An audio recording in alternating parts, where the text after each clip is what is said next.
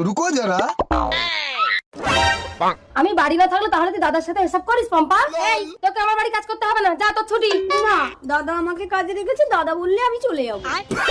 এই আমার কথাই শেষ কথা। গীতা, আমার কথা যখন চলবে না তাহলে আমাকেও ছেড়ে দাও। বুঝেছি।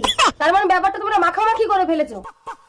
আসলে আমি ভেবেছি দাদার সাথে যদি তোমার কাজটাও করে দেয় তাহলে তুমি আমার মাইনেটা বাড়িয়ে দেবে।